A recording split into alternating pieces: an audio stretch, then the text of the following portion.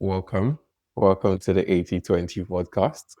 I'm super excited about this conversation. And as you can tell, I'm smiling really hard because one of my previous guests through our interview, we actually got into a story about you, right?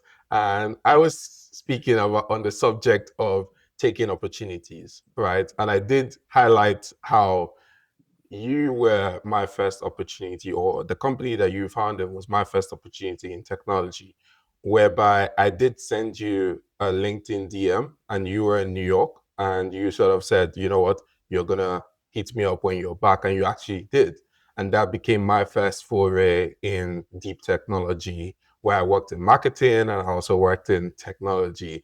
And it's exciting to have you here. I'm happy Esigie to be here. Aguele, super happy to have you here. So Uh, yeah, let's get into it, mhm. right? So um, on the outside, everyone knows you as the CEO, co-founder of VerifyMe and QoreID, right? Which is essentially a digital infrastructure company or digital identity infrastructure company, right, in Nigeria and other parts of Africa, right? So thank you for being here. I'm just going to start out with an icebreaker, right? Let's really start with your roots, right? So introduce yourself, let's know who you are, but let's really start with your roots. What was growing up like? Just a bit about growing up, just tell us. Fantastic. So yeah, my of course my name is Esigie. My roots are, I grew up in a time where, I would say we always reminisce about in terms of, when Nigeria was good. To put it in perspective, 1 naira was $2, right? And we were buying things with, 1 kobo and 2 kobo.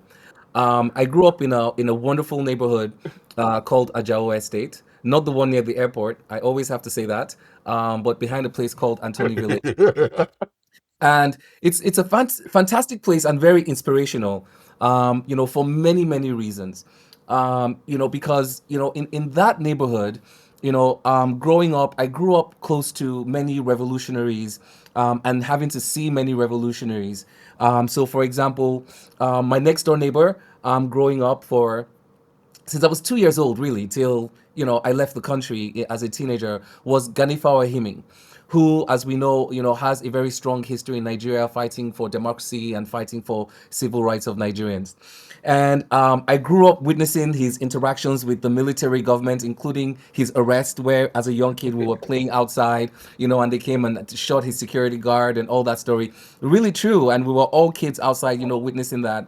And subsequently, to witness people like Fela and Nicola Pokuti come to the neighborhood, and looking back, our parents were about my age or younger now, having this conversation with Fela, who we know how great he is, about democracy and why you should be an activist and be involved, and calling them out about, in this neighborhood, you guys are civil servants and, the upper middle class, and you should be able to do something, and really talking to people. And I was the kid on the floor, or one of the kids on the floor that, was able to walk through security because everybody knew me. I grew up in the neighborhood, and sit in those living rooms. And I even remember, what, fella was wearing, in some of those instances, when he came, so very interesting times. And so many people, from that neighborhood, I think, we all went to school together, grew up together, for the most part. So it was a very, fantastic place where holidays were just magical. Everybody's, we had the Christmas carols and everybody's door was open, and all the, family children wars of, with fireworks and all. Of course, and then of course it led into, the military. So also growing up witnessing a little bit of that, happening, and how the interaction between military and democracy kind of led to some kind of devolution, I would say, in society. So, in a nutshell, that's the upbringing, before I, for the most part, left the country. And of course, I didn't add that I am I call myself a Corona baby as well. In that environment, Corona, it started at Corona Papa Nursery, and then went to Ikoyi, and then went to Corona Bagada and finished from there. And then obviously a very Lagos boy as well, because I went to Ijaniki Federal Government College, Lagos, and then I went, and then and I did a stint in Unilag, before it was. I think I got in at like 17, before they chased. It was always closed, and they chased us out, and because there was some rift. But that's really the upbringing in a nutshell, for me in Nigeria. And then I left the country, for Yeah. 25 years, and then came back, came back after, for the most part. So one of the original Jackpot guys, I guess.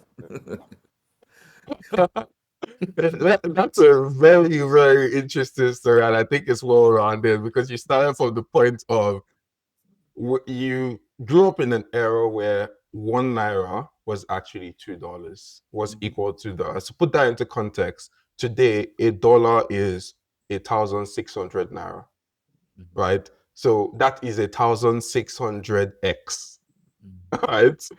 As Yeah. of this moment.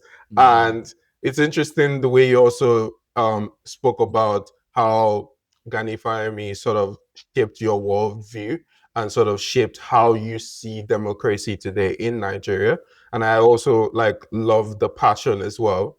I think one point that you made there, where how December, the camaraderie, right? How would you compare that to where we are now in terms of Dirty December, was was young people coming to the country? How would you sort of compare that right now? You mean growing up as a teenager here, and then what you guys have with you young guys? So I would say it's very interesting. I don't know. I think we partied a little bit more. It was freer, right? Um, No, it was because, first of all, by the time you get to, 15, 16, then, you could drive around and, literally, now, it's too dangerous. The interactions with, security, which behave a certain way because of the overall security situation is different. We were jetting between mainland and island at 1 a.m., 2 a.m., 3 a.m. And by the time University of Lagos, it was a 24/7 party, at the time. So not much has changed. It wasn't dirty December back then. It was dirty year, and with schools closed. you know with schools closed, it was a little bit ridiculous, I would say. Thank God we are here. It says a lot. Yeah, Uh, thank God we're here. And to your point about schools being closed, right? I would like to bring the conversation to that point, right? So your school was closed at a particular point in time, and this was due to the government because it was a government-owned school, right? Is that Yeah, so the correct? students were on strike. For the teachers were on strike, students were on strike because of their pay. It was at a time where, Naira was devaluing. Things were, skyrocketing. I kind of recall a moment, one time, as a kid, also to put in perspective, where we had kind of traveled on holidays, and my mom was complaining that a bag of rice was now 80 naira. Um, and it was so ridiculous. And she was like, "We're going to buy the bag when we travel, when we're coming back. We're going to ship our rice back 80 naira. How can you buy a bag of rice for 80 naira?" And blah, blah, blah. So, yeah, I remember that too. Yeah, that is very interesting because again, to put into context, I believe like a bag of rice should be going around 60,000 naira at the moment in Nigeria. Oh, wow. I stand to be corrected on that, right? So 80 naira and 60,000 is quite interesting as well. And and so I just wanted to move to the point where you decided to move away from Nigeria. Mhm. I'm assuming there are many circumstances, but I hope that you can share that experience from moving from Nigeria at the time to further your education outside of the country. What inspired that, and Mhm. why did you make that step? Mhm. Yeah, so I made the step to move to Nigeria, to move to the US and go to Howard University, mostly because school was always closed. As a teenager, I wasn't one of those kids that necessarily wanted to leave the country. I kind of liked Lagos, and liked, a little bit of the situation. But my family was like, you have to go. Things are closed, and then you're partying too much. So it's pretty much it's pretty much a disaster. And but I did kind of know at some point in my life I would go to Howard University, because my older siblings, so I'm the last of six, and the first four of my siblings went to Howard University. The other thing is, going abroad for me wasn't necessarily a culture shock. As a kid, I had the opportunity to travel, so to the UK, and also been to the US as well, and visited my siblings in the US. So I kind of had, a concept a little bit. It was still a culture shock because you learn, it's one thing to go for a month, or something, and come back, and then, one thing to go and live there, you know a big funny culture shock is, just going to America the first time, and going to order a McDonald's, and the person is like, "For where to go?" I was like, "What? For where to go?" I was like, "Huh?" And they were saying for Hera to go. And I kept saying, "Take away, please. This is take away for Hera to go." And we spent about 2 minutes trying to understand each other, in that place, me coming with like British, kind of mentality, understanding that. But aside that, it was for me. So the impetus to leave was really that I needed to go and get, a proper education in in the United States, right? And boy, did I, get that. I would say going to Howard University also completely changed my life, and I would say the trajectory of my life as well. That's interesting. And let's even get into that, right? So the trajectory of your life. You essentially moved to the US at 17 or 18, right? Hmm. Went through Howard University and basically started your life there, right? Hmm. So you started I your did. youthful life in the United States. You worked for a period of time. Can you speak on that a little bit?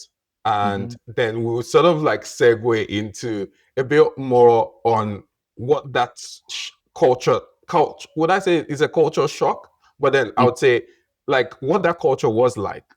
Hmm. Yeah, I'm thinking about it's about 26 years. So from 19 to about 45, 46, really, for in the US. And so I moved to the US. I landed in the US. I left January 1st, um, 1995, right? And of course, I literally went, you know, to the airport, and I started school about 6 days later. So there was no gap, for me for the most part. I was already registered, admitted, and registered by the time, I got to the States. And Howard University was in a very interesting place at the time. South Africa had just, come out of apartheid. And they still had a lot of, South African students there who still had passion for change, and passion for Africa.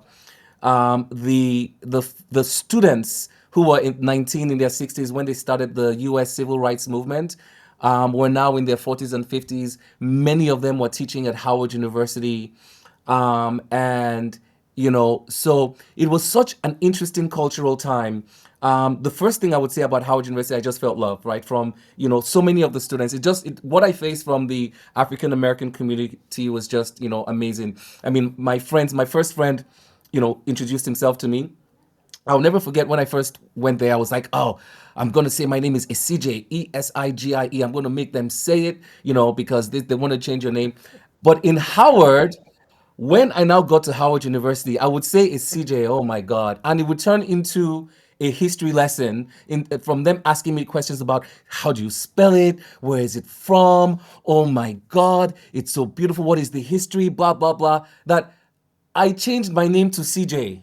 See, because I got tired of explaining. So me that was doing, African power before, it's CJ, it's CJ. I was like, no, don't worry about it. It's CJ, okay, people. All right, call me CJ. I don't explain this. I don't explain it anymore. It's too much. So it was a very beautiful time. And there was a lot of discussion going on the campus about civil rights, and so I met quite a few, of these people. In fact, Stokely Carmichael, who is one of the leaders and founders of the Black Panther Party, ended up to be someone that I met many times, ended up knowing, and mentored us in some capacity, been to his house to that effect. So we were really taken in. And it's interesting because it seems like, I went from kind of knowing revolutionaries in Nigeria with the Ganifa Ohimis and the fellas and seeing them growing up to kind of meeting, revolutionaries in the US as well and being like dumped in their lap, So I'm like, what was all this about? And for me, interestingly enough, because, now I'm in the business world, and everything is connected. And I realized that in Nigeria, right, because of our ecosystem and because of how difficult things are, sometimes, and how scattered things can be, you literally almost have to be an activist as a business person, because when you're building your business, you kind of have to be an activist, building and making sure that your ecosystem survives and everybody, you socialize it and everybody, understands it and does the right thing for that ecosystem to survive. And that's kind of like been the translation for me from it. Is what have I taken from, from all of this? Of course, I was the African Students Union president at Howard University as well. So I was, it's kind of like my destiny. I was, yeah, right. um and so this is what I took from it in terms of business. And people think it's not connected, right? But it is. And that's why today a lot of people know that your number one ingredient for success is grit, right? Grit, passion, those things are powered by some form of activism, right? And they're the intangible things, though the intangible skill sets. So people like to focus on, does he know finance, engineering, and but the intangible things that glue it together of like courage, right, is a skill set. Consistency, grit, Yeah. passion. Um, that's actually the fertilizer, right, that would allow skill sets like engineering, and finance and other things to grow. It starts with there. It starts with there first. Yeah. And I would say for me that's the Yeah. connection, by I the way. appre Yeah, I appreciate how you sort of meshed all of that in. But what's interesting about your story is how you left Nigeria where you were doing some form of activism already, and then you went to this school in the US where they were sort of doing this at this time, and then you became the African Union president. I did. Well, I see where this is going. Right. Right. I see Right. where this is going already. Well, yeah, interesting. Very, very, very interesting. Very interesting.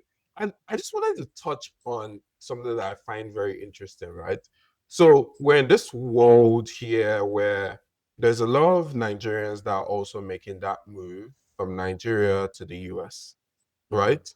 And a lot of people, a lot of young people are sort of like finding a footing wherever they are, whether that's America, the UK, Canada, wherever that looks like, right? And so for you, it was school. But then can you take us into what it was like to sort of grow in the career trajectory or the career ladder in the US, right? mhm, Can you touch on what those soft skills are? Because you already touched on that, right? You said the foundation for everyone is grit, is courage, is knowing, is you essentially becoming a freedom fighter, right? That's the foundation. And then you can build on top of that with all of these skill sets of finance, accounting, and the likes. mhm, How would you say for a person that just moved to the US, say mhm, for work, right? They didn't go through the schooling process, so they probably don't know anyone to that effect, right? And mhm, so, what are those core soft skills, right? mhm, And I mean, let's do it with hard skills because that's primarily what you learn in through school, right? What are those soft skills that sort of helped you sort of grow in the ladder within mhm, the mhm. ecosystem in America? Yeah, so and unlike many people, I do think that Nigerians have the opportunity to do very well and be very successful. Particularly, I would say in my generation, I saw many people, and many of us had great careers. It's different though, coming after school. So going when you're 19, and then going through college there. and you kind of have a very strong feel of the culture. Coming in, but though coming in young as a work person, the first thing is, of course, you can't tell people not to jackpot. It's a little bit of a problem for the country, but personally, people have to go and seek better lives for themselves. The first thing I always say to people is integration is okay, right? A lot of times, people go and feel like, they kind of remain over integrated in the Nigerian communities that are in the countries that they are in, right? Perhaps, that won't get you the ultimate corporate success that you want to get to, right? But you need to do it from an open place. So you need to accept the community that you're in and integrate in that community. Accept the culture in the community. Be part of the community, right? It's very important to be part of the community. And then you would learn it and grow. Soft skills are universal, right? So integrity, kindness, grit. I would tell you that corporate Nigerians have a reputation, and this is why we jackpot the corporate Nigerians jackpot so easily. And going back even to your question of my career after work is one thing about us and in our culture is we work very hard. As a consultant, I've worked 100-hour weeks for years of my career, right? And that's 16-hour days, even 20-hour days, right? Coming up in the world. And, for us, it wasn't a 9 to 5 commitment. It was a get the job done commitment a lot of times.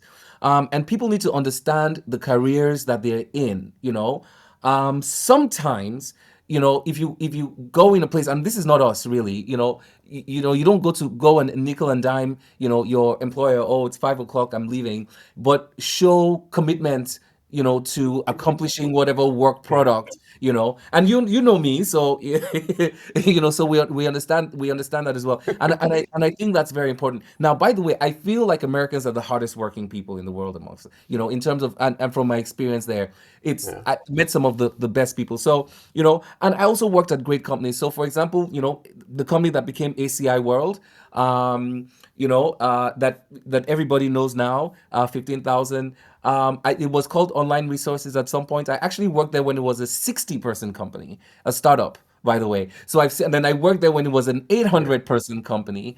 So I've seen it grow.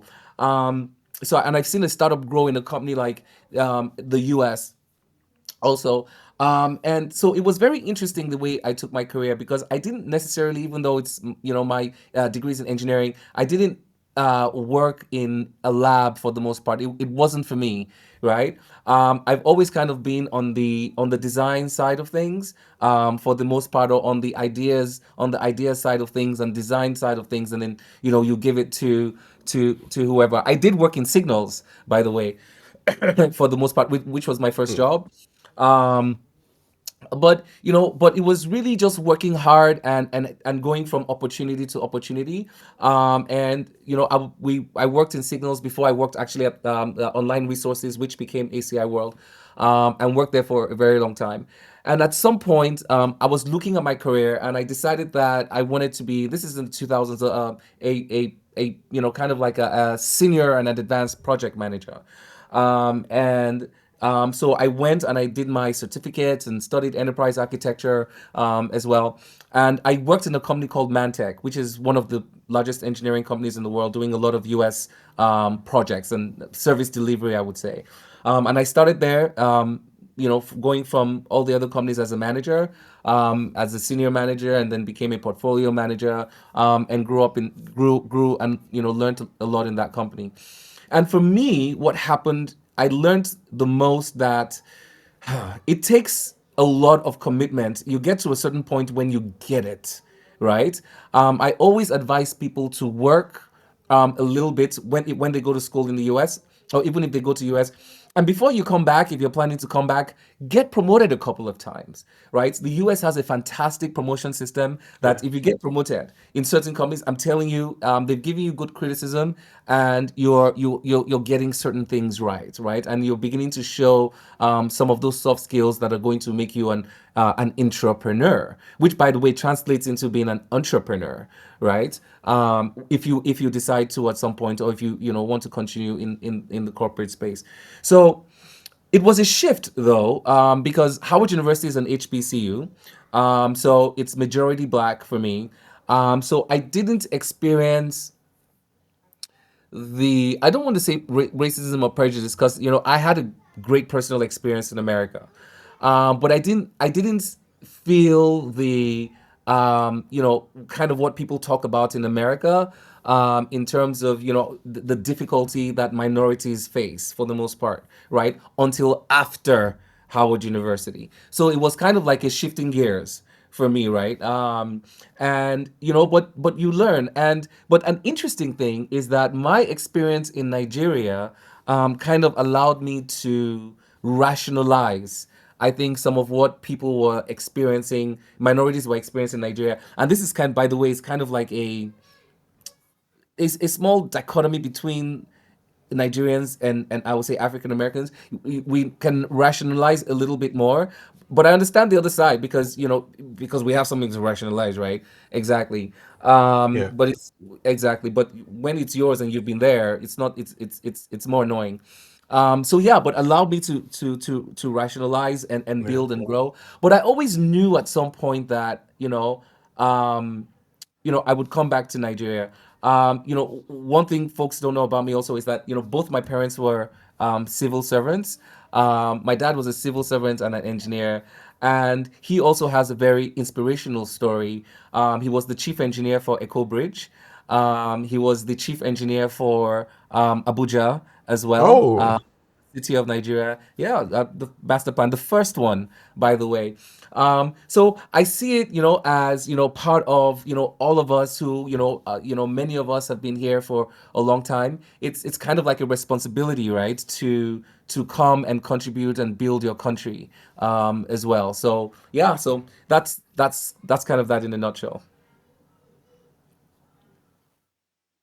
yeah, I like that you sort of went into the different aspects of your view and you touched on, oh, when you were in when you were in Howard, you did experience a lot of things, but then when you came out, you started to see things, how you sort of grow in the different companies that you have. But I would love for you to double down on something, and this is from a personal experience, right? So I moved to London a few years ago, and London has been home for me for quite some time. I have sort of grown in my career in London as well. And I noticed that at some point in my career, I was meant to go for VP, right? And it became sort of like a hustle to grow from where I was. Now, at that point, I started to look at things from two views. One, it's either that role isn't available or it's either I'm not qualified for that role, right?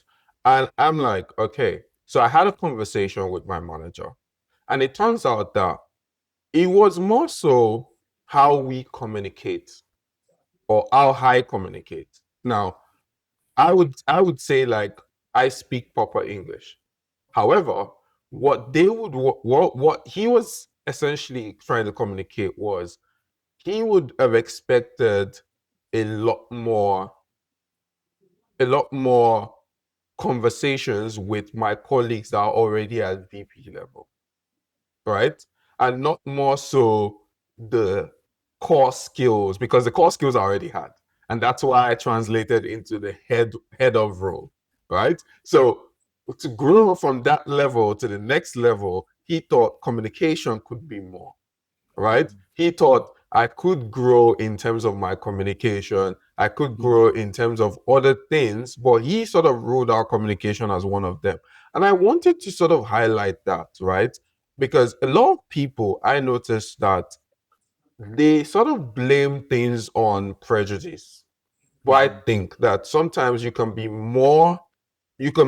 have a more focused view and actually hear what the person is trying to say, not what you are seeing as your differences, right? Because I think that's really important for us to grow in societies that it might not be popular what you're hearing, right? And so I wanted you to just touch on that point because I think people sort of just gloss over it and they be like, oh, it's because I'm this, that's why he's not promoting me, or it's because I'm that, that's why I'm not getting that. Sometimes It's more so like your soft skills and how other people perceive you, not Mhm. because you cannot do the job, but Mhm. because they want to know you better. They want to Mhm. feel your impact better. They want to know you beyond the work that you do. And I think Mhm. that's what sort of like takes it up a notch in the Mhm. Western world. Would you agree with me? I do. And so this is where we talk about the rationalization, right? But it doesn't discount the other side at all. And by the way, in my experience, I think that the UK and the US have very different situations. I think that the US is actually, if you work hard in the US, you will be successful ultimately. It doesn't mean that there are no challenges, but you are right that a lot of times also, and people say this, your attitude determines your altitude, right? Sometimes, a lot of times as well. So, and people need to note that. And what you say about communication is very key, because it's not just, oh, I talk well for the business, right? But how are you social, right, within the ranks of people that you're trying to be among? Now, remember in the beginning, I spoke to you about integrating in the society and in the community, right, and involving yourself. That is what helps you, right, be social, right, amongst the people that you need to be amongst in the corporate space if you need to get promoted. So this is how everything is also connected, and it's very important, and you're right about it, and that's why it's key. And so a lot of us may have the technical skill set, right? But and we may have been in the country for 10, 15 years, but we don't necessarily have the cultural skill set, right? To be in certain groups, and it's sometimes evident in the communication at the same time. So I think that we always need to be open Yeah. to the criticism, right? If that is the case, but also be open to the fact that there could be glass ceiling situations going on as well. But yeah, but both occurrences are, I think, are valid. Yes, Yeah. yeah, for sure. Hmm. Yeah.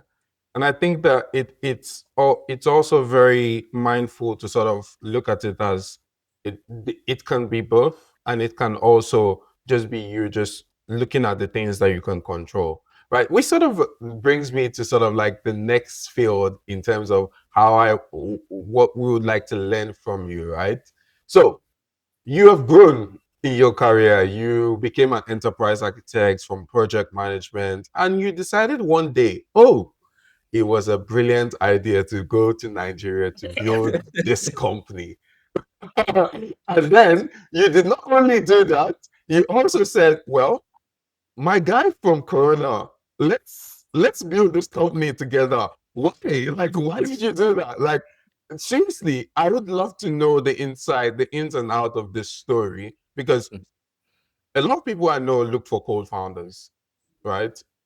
But you picked your co-founder from primary school, right? You Oh, didn't even know opposite. He what he picked. was doing in his life He or actually anything. he But actually picked me. focus, trader.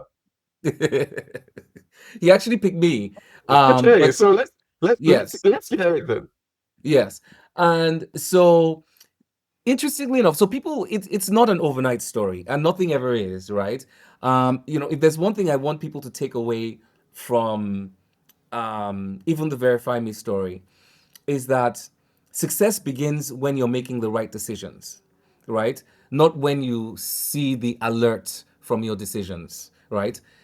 There will be times where you're making the right decisions and you're not seeing the benefits yet, right? And that's okay. Focus on the best you can do every day. Now, this story about coming back to Nigeria. The truth is, at a time in my life, I was a portfolio manager, and I was working 100-hour weeks.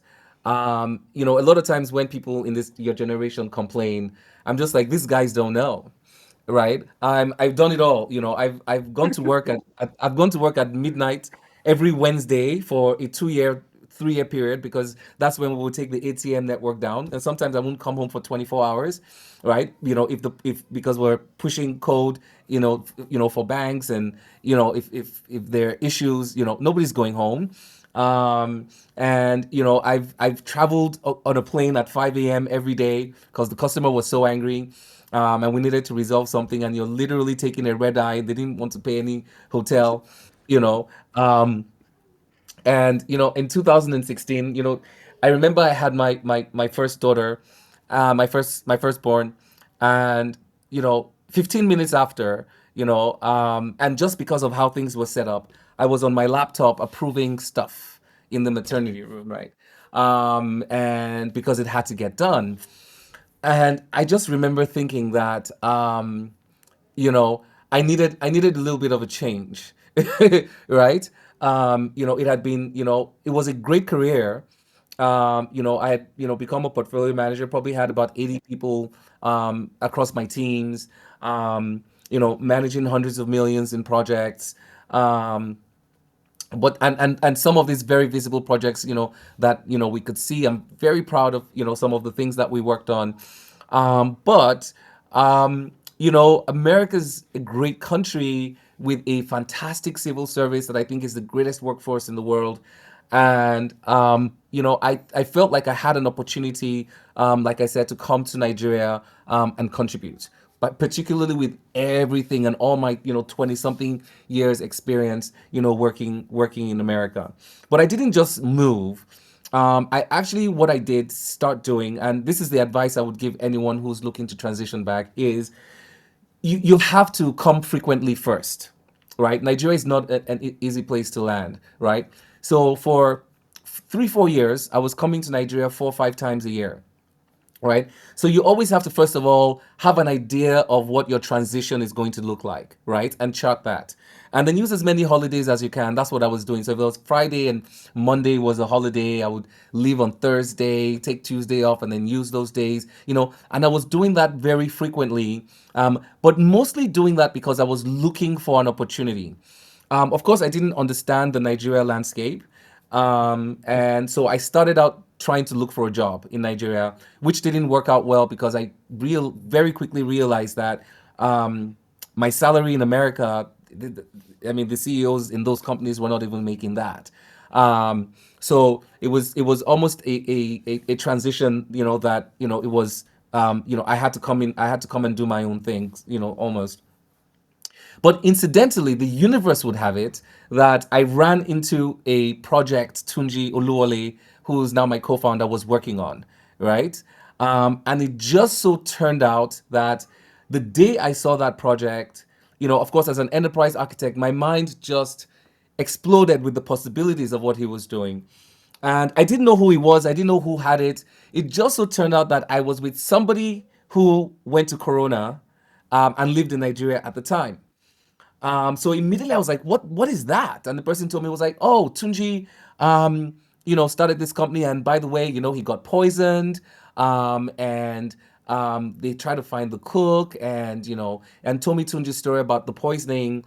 And I was like, this is just crazy. You have to call him. This is a fantastic business. I want to tell him all the possibilities of, what I'm thinking about. But it was kind of easy for me. So we called Sunji immediately, but guess what happened? We're all from the same place. We didn't just all go to Corona together. We all grew up in the same neighborhood. We visited each other. We remember each other's kids, our families. So there was a trust and integrity hurdle that was easy for us to cross.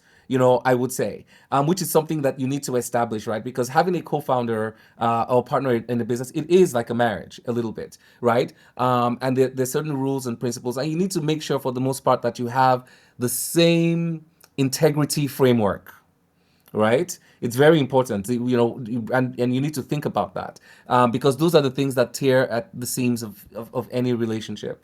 So we called Tunji, and it's interestingly enough, the last time I saw Tunji was in primary school, right? Um, Literally, the last time I saw him was in primary school. So I call him, and so we're thinking like this is like freaking, 30 something years later. I call him, and where is he? He is in primary school, in the school, the last place I saw him, pitching to the school about our, the VerifyMe platform for workers, right? Which we always thought was just so incidental and human, from a universal perspective, So he came over. I was on my way to the US at the time that day. But we had like a 2-hour conversation. I said, I really like this idea, but let's look at it. He was like, listen, and I said, obviously, we discussed some, great changes that we would want to make.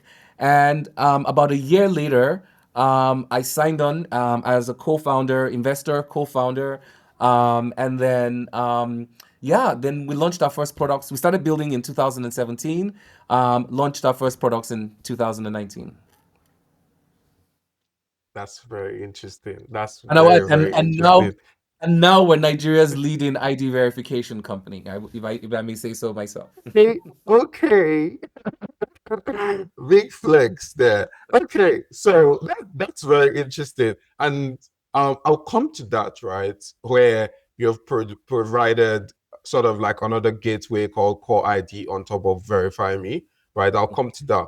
But I just wanted to sort of touch on sort of like relationships, right? Having a shared history, right? So you had a shared history with Tunji. The last time you probably saw him before that very day in 2017 or 2016 was sort of like in primary school, right? Well, I sort of had I sort of like did my research as well, and I find out that some people on your cap table as well people that you went to school with as well, right? So you came in as an investor on this project.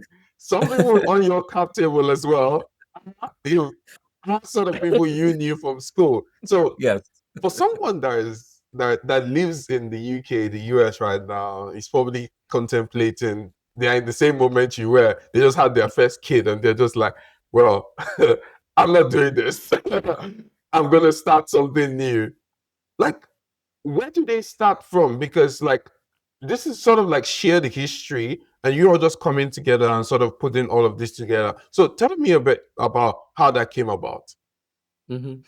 Yeah, no. So after we decided, to build the company, it worked, right? Because I think so. First of all, the position you put yourself is and how you portray yourself is very important, right? Because that's how people are going to perceive you. People always say your brand is what people say about you when you're not around, right? For the most part, and the way you get good things for the most part is acting with integrity. So I think we both have I've had a history of that. So there was no issue with us working together and building a business and making decisions. The other thing is a mutual respect and maturity. So both of us have, Tunji owned businesses. I had, a corporate career. Tunji owned business in the States, and he was there for decades as well. So there was no need for any clash, right? The truth is, I completely respect and adore his personality. I know I can never be him, right? And I know that he adores my personality. He doesn't want to be me, right? So and so that's what works for us, and so in terms of me being the CEO and him being the chairman of the board, it works because there's a 100% complete mutual respect. It doesn't mean we don't disagree, right? But for the most part, I know when it's his decision, and and he knows when it's my decision. And we kind of have this thing where even if it's my decision, and she doesn't agree, oh, it's going to be a very difficult decision for me to make, and we treat each other that way as well because I trust his wisdom as well and his intelligence. So I'm like, oh, if he doesn't see it, what am I missing? And so we treat each other that way. Um, in terms of relationships, also, the folks at my cap table, for the most part, I would tell you, is actually a Howard University story, right? My first investor, Ah, yeah, right? My first investor, from Consonance Biology, his wife actually was my classmate at Howard University. Um, and then Titi, who she is, Odunfa, and then Titi later on also invested in Verify Me. So that's from Howard University. And then we had a big institutional investor come in as well from Tangerine. And the chief investment officer that oversaw that deal also went to Howard University as well. So it's a very influential and powerful school to go to. I would say, and I would say there's a lot of Howard success everywhere, but definitely served us well from all through, and even from a business development perspective.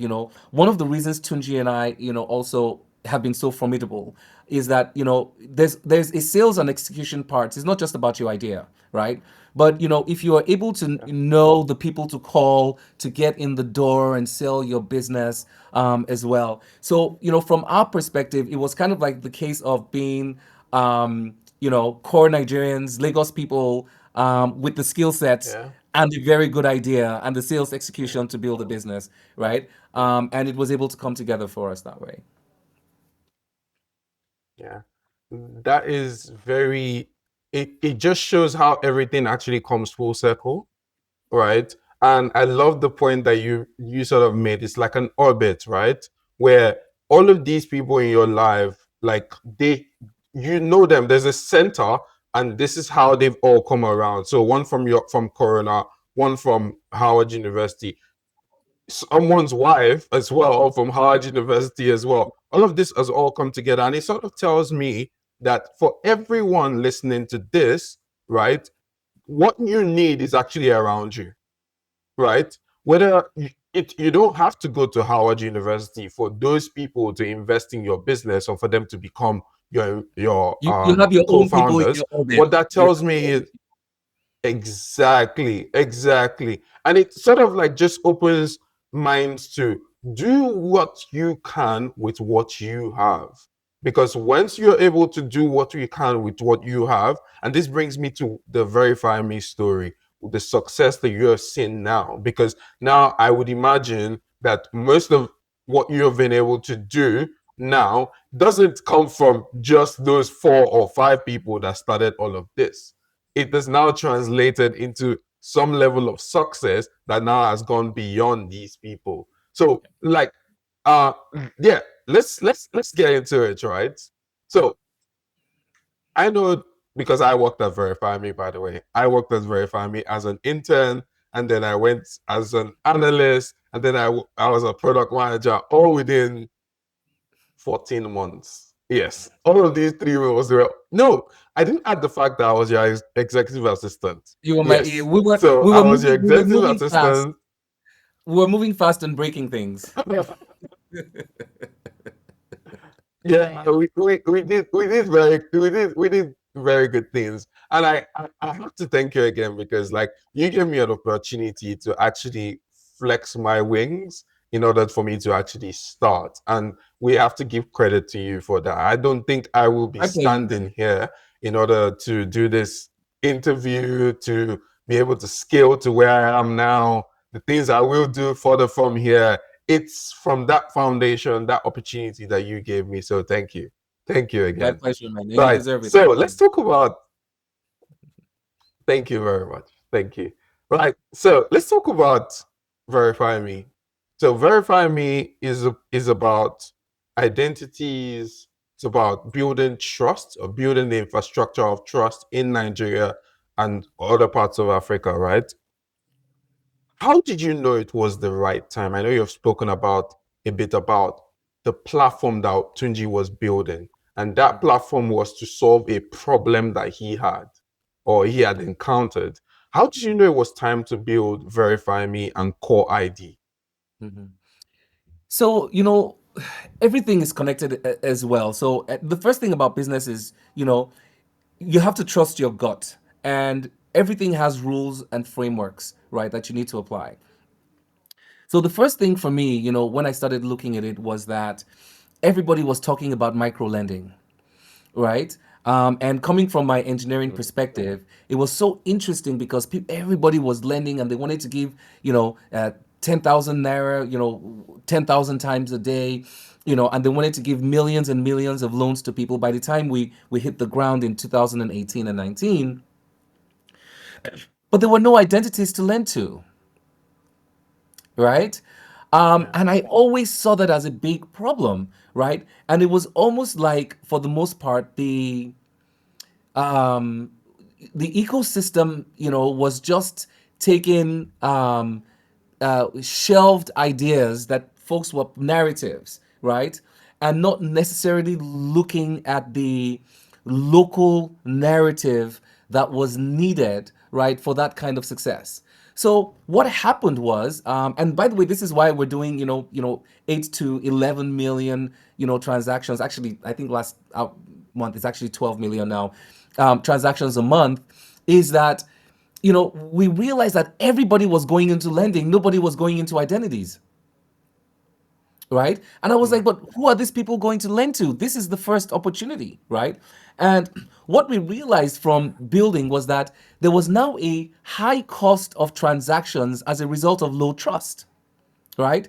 So one of the things we were able to do, for example, if you look at the address verification product, particularly before the devaluation we had, it went from 3,000 naira to 600 naira because we were able to democratize who was able to do an address verification using, what we call the kind of like a ride hailing model framework, right? In terms of a verified person in proximity being able to do it, and using innovations like that, not just Yeah. technology innovations but process innovations, right? To improve things. So that's kind of what we were looking at, right? So, to really answer your question is how I knew it was time.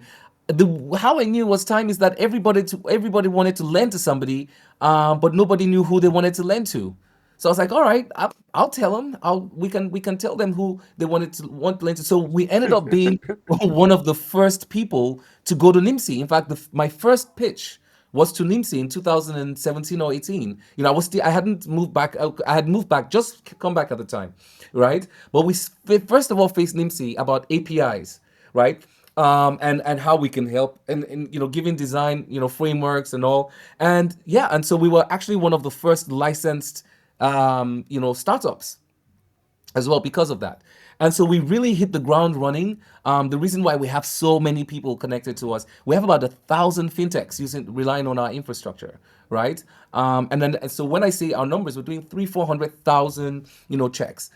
So it was really about, building a trust infrastructure. But what does trust infrastructure mean for us? Because obviously we love going from opportunity to opportunity, right? So trust infrastructure for us is being able to give as much customer data, right, to your customers at the point of onboarding. So it starts with identity, but it doesn't end with identity, right? So this is why VerifyMe, for example, when identity, but giving fraud products, giving data insights, using KYC onboarding tech to help solve problems for our customers in terms of onboarding problems, giving them technology for remote banking, facial recognition and OTP solutions. All of that comes together under the KYC umbrella, so that you can help your customers grow. So what we knew is that they needed a pipeline of customers, right? And nobody was focusing on giving them that pipeline, of customers, right, that they could provide services to.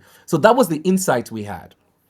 The second insight we had is that I think people wanted to scatter us. When we landed, it was like, and yes, this identity thing, you have to go all over Africa, and this is, I think, one of the biggest decisions we make. Yes, you have to be in Ghana, you have to be in South Africa, you have to be. And I remember saying this to one of my key investors is that, there's something called Gall's law, right? That says a complex system is built out of simple systems that work. I'm sure you've heard me say this before, right? You can not start out Yeah. building a complex system. And when you look at Africa and identity, the regulations in each country are different, the technology in each country are different, the standards in each country are different, the politics in each country are different, and you want to build it and concatenate that at the same time, it's impossible. And our focus the first few years on making sure that we went deep instead of going wide, right? And focusing on our country, right? Really also helped us become a market leader as well. So it's those gut things, gut instinct, and execution strategy. Those are the things that you really need to hold on to. Yeah. That is very, very, very interesting.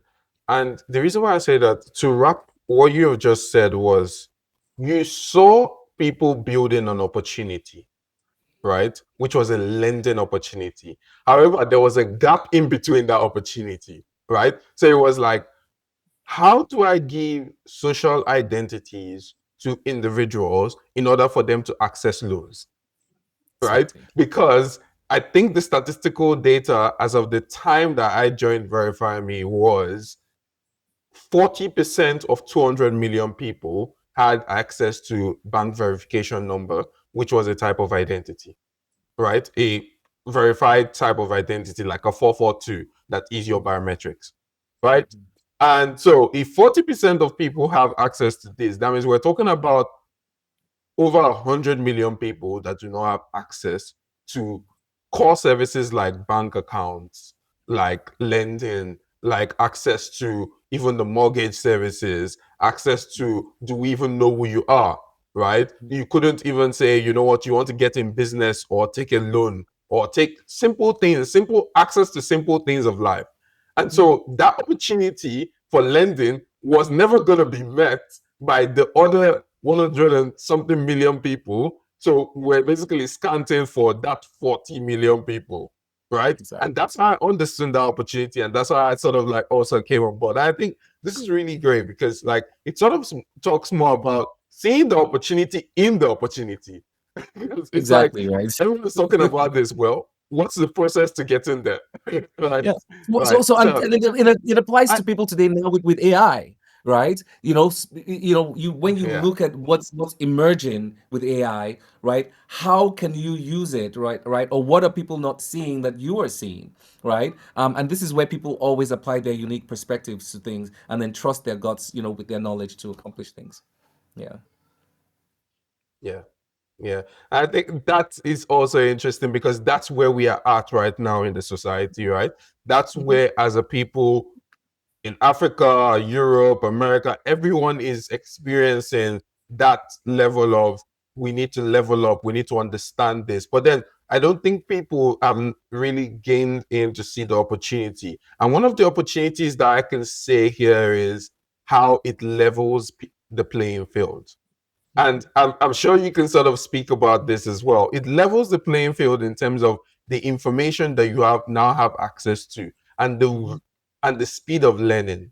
If I needed a new skill today, I can go on a, a an AI platform and ask this AI platform that I want to study and learn, and I'll be able to grab that core skill in 2 weeks, right? Mhm. And I think that most people are not sort of like honing into that. They're not sort of Mhm. seeing that opportunity. They're not seeing the gap. And I think sometimes it might also be a situation of how people, what lens are people using to see, right? Mhm. And I think like that's one of the core strengths of this podcast, whereby we sort of try to make people to see what's within and how they Mhm. can sort of drive from within to where they need to become, right? Exactly. Which sort of like take go ahead. No, no, I'll say it exactly, exactly. Yeah. So which sort of like takes me to my next question. Yeah. Which sort of takes me to my next question, right? So you've built this trust ecosystem, right? That we clearly lack in Nigeria. What does that legacy long term now look for you or look to you? What does it look like? So we're growing quickly. We're about a 90-person company now or so, and our revenues are doing quite well. I'm proud to say that we're actually a profitable company. Not many startups can say that in Nigeria, but we're a long way from where we our end goal. And I wouldn't say end goal, but what we say is, um, our vision. And we obviously want to be at least a main supplier of customer data to industry in West Africa, and a main supplier of analytics. Of course, using AI to give better insights into customers so they can get better services, more valuable services. So what it looks like for me is, I would say, a lot of hard work still for us to get to that point. But I really feel we can capture, half of the West African market, just because we have a lot of excellence where, and we focus on kind of building locally, and we can do 10x even where we are now, is where I would say. But definitely, everyone says unicorn. I'm not sure what that means for the most part, but also to give the ultimate, get the utmost value, for my investors. which I'm sure I know my investors are quite happy, and we're doing well. But let me not speak for them, but but I'm sure they are. But I would say yeah, I know, right? The sustainable place is where to be providing customer data that's not necessarily identity, but that gives more value proposition to our customers at the point of onboarding, and do that to the tune of being a $50 million a year revenue, $100 million a year revenue. That would be great for us.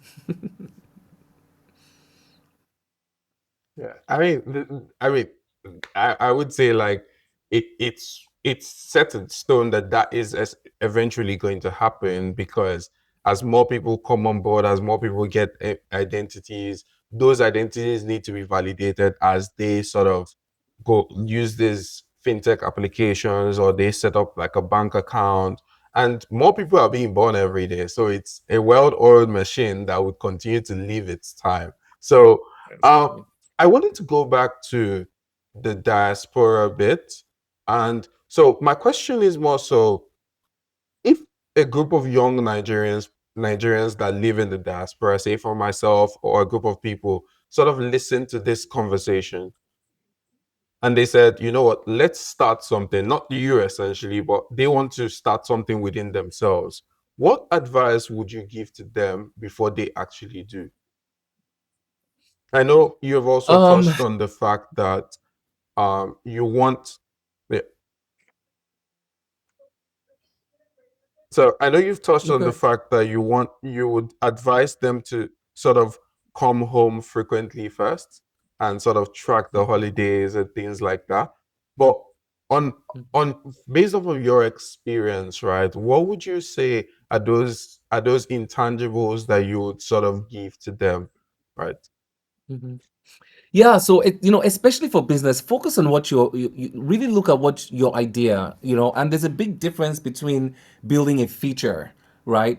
Which or a widget which tends not to survive so much in developing markets, right? It's almost like, when you have a plant, because anything that's growing, in Nigeria, it needs to be able to draw a lot of energy from from the soil, right? So and I say that, so make sure what you're building is a little bit infrastructure based, right? So you tie it to the Yes. solution, right? Let it be much bigger than, oh, this is a nice, cool, because a lot of times, right, you may have a good idea, right? That's not necessarily, and it may be solving a problem in other places. It may not be solving a problem in Nigeria, right? And sometimes, people don't focus on that. So I would say take an organic process, and don't rush things, by the way, because not everybody's supposed to come back. So you come back at the time that's right for you, right? So for example, I came back probably 10 years later than Yeah. my mates. They left, in the 2008, 2010. I was there till 2018, as well. So, but you come back at an organic time and you plan it, right? Now, when you have your business idea, you know, you do this, right? Always have a great circle, right? Because you can't do anything alone, but you have to be very good at picking Yeah. people around you, right? So that's the first thing I would say. You really have to know how to pick people around you. And then you build your idea, you vet your idea, and your first um, challenge is documentation always, right? In fact, there's a saying that says, you solve half the problem when you write it down, for the most part, right? And then you look at how you can start building it to get some legs. Don't leave what you're doing, by the way. A lot of times I say this about building a business, not that I've had kids, but I didn't birth any, right? But, I saw my wife go through it. It's almost like having a child, right? It takes everything you have and more. It's almost like, and there's a law that says that, parts of, things normally become more than the sum of their parts, right?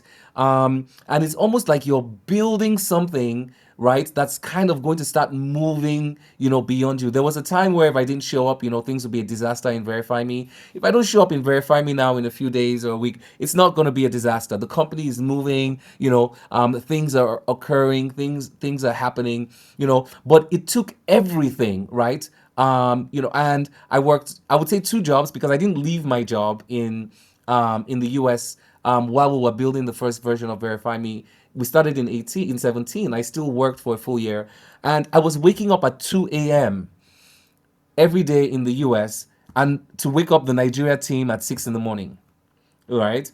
And they were like literally, right? And this is a job I'm Oh, working wow. 12 hours, 16 hours, for the most part. But that's what it takes, right? If you really want to do something, right?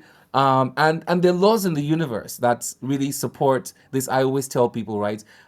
Grit, courage, and consistency are generally always rewarded, right? As long as you're doing it from a place of passion and integrity, the universe is going to conspire, for that goal for you, right, as well. And this is my advice to the younger people. And I see it in Verify Me and in so many other companies that have been successful. So what I would say is plan it organically. Make sure you have a good tribe. Have a tribe. You need a tribe, right? And that's why I say when you have people around you, that's what I mean by tribe, right? That you trust, that have integrity, right? Um, Remove negativity, by the way, but keep constructive criticism close. Plan your transition if that's what you want to do. Really plan your transition, and in your transition it's about reacclimating yourself with the environment that you left for so many years, because you don't know everything yet. You see what I'm saying? Putting Yeah. your foot on the ground, exactly. Reacquainting yourself and understanding the place. And then when you feel you're ready and you have that passion that only you're gonna know, you go for it, and you go for it with everything that you have. That's what I would say. You know. Yeah. This is amazing, and I could keep going on and on. Well, I think like to sort of wrap this all up, right? I think the message that you have passed through, even in my notes are sort of full. It's like, remember, gathering the right people, make sure you're speaking to your friends consistently, bounce off ideas off of them, um, see the opportunity in the opportunity. If you want to build back home, sort of build from there. I think my final question is for those that want to stay back, right? How, like, what advice do you give to them to sort of build that? So you want to build that career ladder and you're just like, there's nothing for me back home in Nigeria. How do you want to build that? Final question. Yeah, so depending on where you are, look, America is a great country, so I can only speak from that experience, right? It's what the advice I would give in a lot of these developed countries is to first of all work very hard, and be excellent. These countries are meritocracies for the most part, and your excellence will actually get you ahead. So it's really about leaning into the work, and it's people I think don't really understand leaning in, because they just think, oh, I go to work and come back and I do the work 120%. No, leaning in is also the community, like you said, the society, the socialization, Yeah. right, the integration, right. Accept the community and be part of it, Hmm. right. Hmm. Every society has beautiful things and is beautiful. I would say be very open to it. Don't listen to false narratives, especially the one about, oh, African Americans and Nigerians. That's not true. Take it from someone it's really not, who was there 25 years. It's on the surface and overblown, but definitely lean in. And everybody's worthy. And if that's what you want to do, what I would say is, have an idea also of what happiness looks like for you, right? At the end state, Yeah. right? So have an idea of what that looks like for you as well, right? And then work towards that. And I think for everybody, once you have an idea of what happiness looks like for you, it solves a lot of kind of, I would say, dissatisfaction problems, particularly in later years with people. Yeah. This this was an amazing conversation because I like how you ended it with happiness. What does that look for you? So if happiness is you building an entity that would serve more than you are here, fine, go ahead and build it. But remember, there's a lot of work that would need to be done to get there. And if happiness is you growing in the career ladder in the Western world and you growing through the ranks and you doing this, make sure you outline what that looks for you so that 10 years down the line, you're very comfortable in the decisions that you have made and you're sort of not moving and being like, oh, I could have moved 8 years ago and 9 years ago. Because I'm happy that Exactly. you also highlighted the fact that people that moved 10 years before you did move, but you're very comfortable with the fact that you moved 10 years after because that was your vision for yourself. You see what I'm saying? Exactly. So I think it was a very, very interesting conversation. And thank you again for joining me on this Thank you conversation. for having me. So this is where I'll sort of keep it. I would like to keep it sweet and keep it short, like at this rate. So any final words? No, for people who are listening, it's just everything is about passion and be an activist for yourself. That's the most thing. When you're an activist for yourself, then you're an activist for your environment and your ecosystem, and have passion and grit. That's really all that matters, and success is gonna come. Thank you. Thank you. Thank you very much. So I'm just gonna wrap this up quickly by just saying I think two things that I learned from your story is building with those around you and building with what's around you. What's around you in your sense was Howard University, right? And those around you came from all of these places, Howard University, Corona, and all of that. And you leaned into that competitive advantage. So for everyone watching, you might not have gone to any one of these schools, but lean into those people around you. That's really with the foundation of everything. It, right now, Esigie has been able to do a lot more, and that's because he started from where he was and he was able to lean into those advantages, and that took him to where he is. So, thank you very much. This is the end of our conversation for today. I hope to have you once again on this show. Thank you very much. Well done.